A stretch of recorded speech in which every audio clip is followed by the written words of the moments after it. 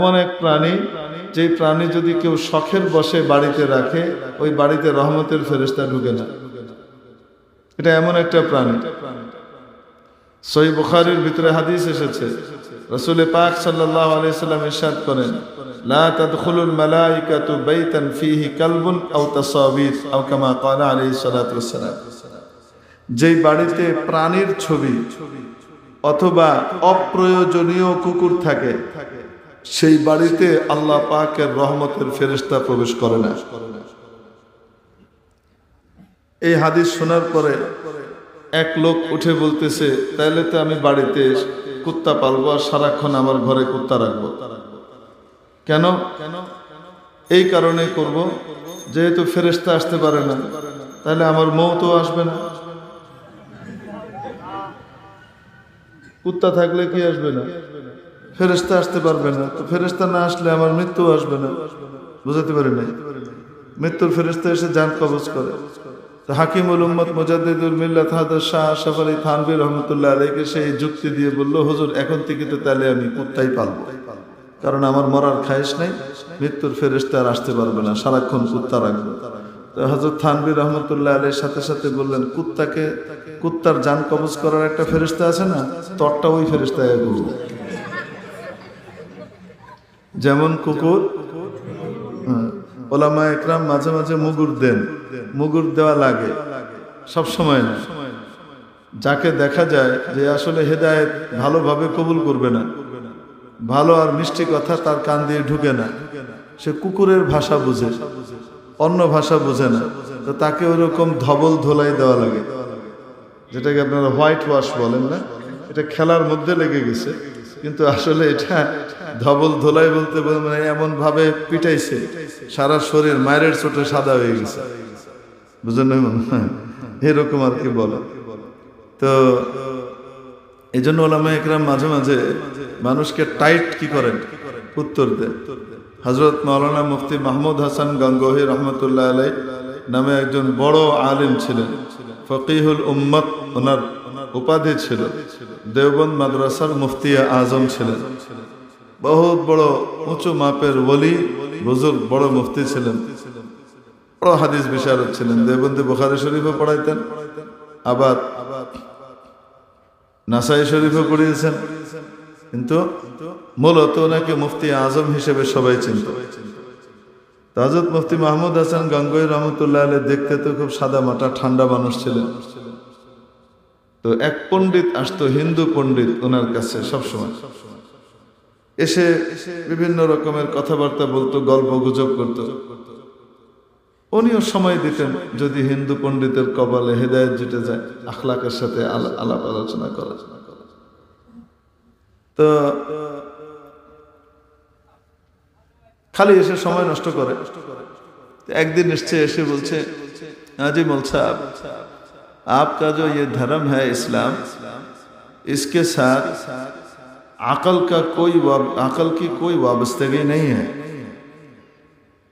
আপনাদের এই ইসলাম ধর্মের সাথে যুক্তির কোনো সম্পর্ক নাই, একটা অযৌক্তিক ধর্ম, গैर माकूल एक मजहब है, অযৌক্তিক ধর্ম।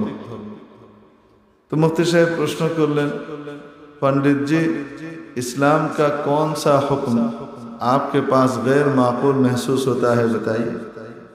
इस्लामेर कौन विधानटा आपनार काछे अयौक्तिक मने हय, এটা আমাকে বলেন। তিনি বললেন যে এই যে দেখেন,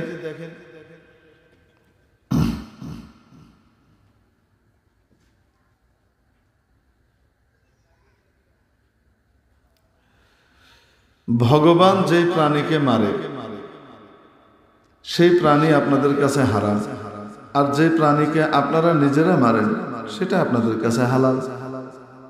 মানে যে মুরগিটা এমনি মরে গেছে, ওটা কে মৌত দিছে? আপনি আমি তো মারি নাই, তো কে মারছে? আল্লাহ মারছে। তো যে মুরগিটা এমনি এমনি মারা গেল, সেটা খাওয়া হালাল না হারাম? মরা মুরগি, মরা ছাগল, মরা গরু, এগুলা খাওয়া হালাল না হারাম? হারাম। আর যেই প্রাণীটাকে আপনি জবাই করেন, যে মুরগিটাকে বিসমিল্লাহি আল্লাহু আকবার বলে, যে খাসিকে, যে গরুকে যে ছাগলকে বিসমিল্লাহ আল্লাহু আকবার বলে জবাই করে আপনি মারলেন, সেটা কি হারাম না হালাল? তো এখন এই লোক বলছে যে আপনারা যেটাকে মারেন সেটা তো হালাল, আর যেটা ভগবান মারে সেটা আপনাদের কাছে হারাম। আপনাদের হাত কি ভগবানের হাতের চাইতে বেশি পবিত্র? বুঝতে পারছেন? মাইকটা কি দেখেন আপনি? তো হযরত জিজ্ঞেস করলেন, और कोई सवाल आपके पास है? আর কোনো কিছু আছে? কারণ আজকে মুফতি সাহেব নিয়ত করছেন ওরা বাইরে বাইরে মানে লাঠি দিয়ে না, সবসময় বেতমেজি করে, বিভিন্ন রকমের অবান্তর প্রশ্ন করে, তাকে মিঠা মিঠা উত্তর দিয়ে থামানো হয়। ডেলি এসে সময় নষ্ট করে, কপালতে হেদায়েত মনে হয় নাই, আসে সময় নষ্ট করতে। তো অতএব আজকে সাইজ করতে হবে যেন আর কিছু না করে। মুফতি সাহেব আজকে নিয়ত করছেন, এই জন্য বলতেছেন আর কোনো প্রশ্ন আছে? সে বলে হ্যাঁ আছে। বলেন। বলছে এই যে দেখেন শুয়োর আর ছাগল, দুটা দেখতে একই রকম, দুটার চার পা, দুটার হাইটও একরকম, লম্বাও দৈর্ঘ্য একরকম, প্রস্থও একরকম। একটা আপনাদের কাছে হারাম আর একটা হালাল। শুয়োর খাওয়া হারাম আর ছাগল খাওয়া হালাল। দুইটা তো দেখতে একই রকম, তো দোনো মে ক্যা ফার্ক হ্যায়? দুইটার মাঝখানে কি পার্থক্য আছে? তো বলো না মুফতি সাহেব আজকে কি নিয়ত করছেন? হ্যাঁ, ওই যে কুত্তা মার্কা উত্তর দিবেন। কুত্তা মার্কা উত্তর বুঝছেন তো? কি ভুলে গেছেন? কুত্তার জান যে ফেরেশতা কবজ করার লেগে আইব, তরটা হ্যাঁ ফেরেশতা কবজ করবে, ওইরকম উত্তর নিয়ত করছেন আজকে। তো মুফতি সাহেবের কাছে প্রশ্ন শেষ হওয়ার পরে এবার জিজ্ঞেস করলেন আর কোনো প্রশ্ন? তো বলছে না আর কোনো কিছু নাই, বাস এই দুইটাই। মুফতি সাহেব বললেন যে আচ্ছা ঠিক আছে, पंडित जी बताइए पानी पीते हैं, पानी खान? हाँ पानी तो पीते हैं। तो किसका पानी पीते हैं? गड्ढे का, नदी का, ड्रेन का या तालाब का? नदीर पानी खान, पुकुरेर पानी खान, झीलेर पानी खान, खालेर पानी खान, नाकि डोबार पानी खान, कुआर पानी खान, नाकि ड्रेनेर पानी खान? कोनटा? काजी मुफ्ती साहब क्या बता रहे हैं? हम तो नल का पानी पीते हैं। नल का, নল মানে ওই যে নলকূপ আছে না, আর টিউবওয়েল যেটা, হ্যাঁ এই টিউবওয়েল, এটাকে উর্দুতে কি বলে? নল বলে। हम नल का पानी पीते हैं, गड्ढे का पानी क्यों पिए? डोबर पानी क्यों ना खाओ? अच्छा, नल का पानी पीते। वो जो नल लगाया है वो किसने लगाया है? भगवान ने या आपने? हाँ जी भाई, भगवान कहाँ से लगाए, हम ही तो लगाते हैं। মানে উনি জিজ্ঞেস করছেন আপনাদের ওই যে নলকূপটা ওইটা কি ভগবান লাগাই দিয়ে গেছে নাকি আপনারা নিজেরা লাগাইছেন? কারে ভাই আমরা নিজের হাতে লাগাইছি। মুফতি সাহেব আজ कैसे कैसे आप बातें कर रहे हैं, कैसी बातें कर रहे हैं? মুফতি সাহেব আজকের কথা কেমন জানো, কেমন কেমন কথা কইতেছেন আপনি। নলকূপ ওটা ভগবান কেন লাগাবে? ওটা তো আমরাই লাগিয়েছি, আপনি হাত সে লাগায়। আচ্ছা, এইবার মুফতি সাহেব আসল উত্তরে যাবে। এটা আপনাকে বুঝতে হলে আমার হাতের দিকে তাকাতে হবে, নাহলে পুরা বুঝবেন না। तो मुफ्ती साहब जिज्ञेस करते अजी पंडित जी, जिंदगी भर तो अपने हाथ से लगाए हुए नल का पानी पी चुके हो, भगवान जो तुम्हारे यहाँ एक नल दे रखा है उसका पानी क्यों नहीं पीते हो? पंडित जीवन भर तो निजेर हाथे लागानो की करछो, नलकूपेर पानी खाइछो, तो भगवान जो तुम्हार सामने एक नल दिए थी दिसे, हेडर पानी खाओ ना क्या? মনে আছে তো প্রশ্ন কি করছিল? ভগবানের হাতের চাইতে কি তোমাদের হাত কি বেশি পবিত্র নাকি কইছিল না? তো পণ্ডিত চিন্তা করতেছে, খাইছে রে মুফতি তো আজকে অন্য অবস্থায় আছে। তো দ্বিতীয় প্রশ্ন মনে আছে কি? সেটা কুত্তা আর শুয়োর আর ছাগল কি যে দুইটাই কি একই রকম দেখতে, একই রকমের উচ্চতা, একই রকমের দৈর্ঘ্য, একই রকমের প্রস্থ, একটা হালাল একটা হারাম। तो मुफ्ती साहब जिज्ञेस करते बोलते आजी पंडित जी, आप जो कह रहे हैं सुअर और बकरे में कोई फर्क नहीं है, मैं तो देखता हूँ बहुत फर्क है। আপনি বলতেছেন ছাগল আর শুয়োরের মধ্যে কোনো পার্থক্য নাই। আমি তো দেখি অনেক পার্থক্য আছে। কি পার্থক্য এখনো বুঝতে হলে আমার আঙ্গুলের দিকে তাকায়। তো বলতেছেন बकरे की दाढ़ी हुआ करती है सुअर की नहीं। पंडित तो सामने बसा दाढ़ी जैसा ना की कहे बकरे की कभी कभार दाढ़ी हुआ करती है और सुअर की नहीं। ছাগলের দাড়ি হয়, শুয়োরের দাড়ি হয় না। হুজুর আমরা যারা দাড়ি চাচ্ছি সব শুয়োর বানাই দিলেন। না না না, আমাদেরকে বানানো হয় নাই। তবে এটা খুব সুন্দর জিনিস না, দাড়ির কারণে পুরুষের সৌন্দর্য বাড়ে। রাসূল পাক সাল্লাল্লাহু আলাইহি সাল্লাম হাদিস শরীফের ভিতরে ইরশাদ করেছেন, আল্লাহর প্রশংসা করছেন, আলহামদুলিল্লাহ আমি আল্লাহর প্রশংসা করছি, আল্লাযী যায়্যানার রিজালা বিল লোহা, যিনি পুরুষকে সৌন্দর্য দিয়েছেন তার দাড়ির মাধ্যমে আর নারীকে সৌন্দর্য দিয়েছেন তার দীর্ঘ চুলের মাধ্যমে। সুবহানাল্লাহ। বলেন তো দেখি, সিংহ আছে না সিংহ? হ্যাঁ, সিংহর যে কেশর আছে এটা কি? তার চাপ দাড়ি। এই চাপ দাড়ির কারণে তাকে রাজার মতো লাগে, পশুরাজ।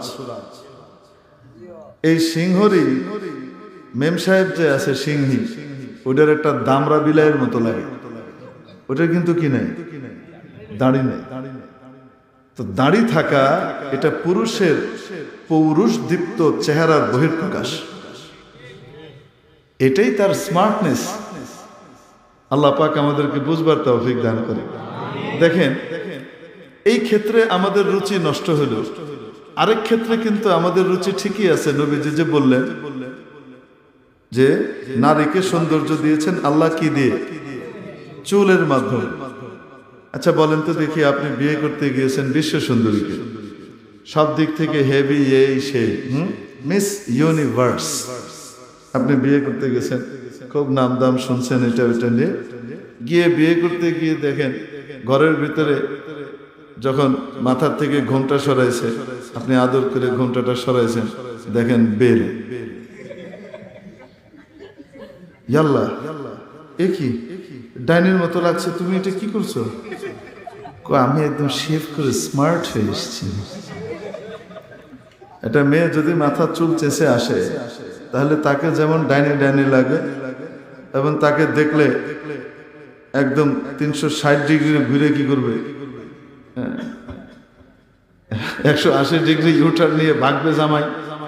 ঠিক ওরকম কোন মুসলমান, কোন পুরুষ যখন আল্লাহর দেওয়া সুন্দর কেশর আর দাড়ি তার পৌরুষের ঝলককে চেঁচে নিজেকে মেয়ের মতো বানিয়ে ফেলে, তখন তার দেখতে ফেরেশতাদের কাছে ওরকমই বিশ্রী লাগে।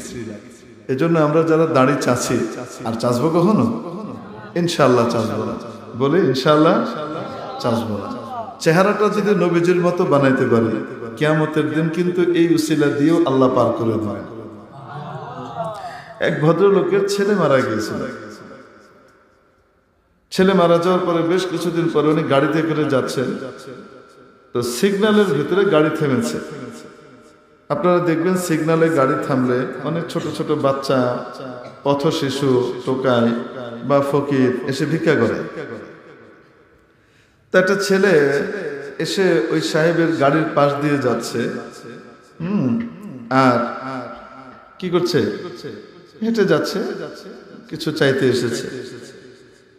তো সাহেব ওই বাচ্চাটাকে দেখে গাড়ি থেকে নেমে তাকে জড়িয়ে ধরে চুমু খেয়ে আদর করে যা টাকা ছিল সব দিয়ে দিচ্ছে।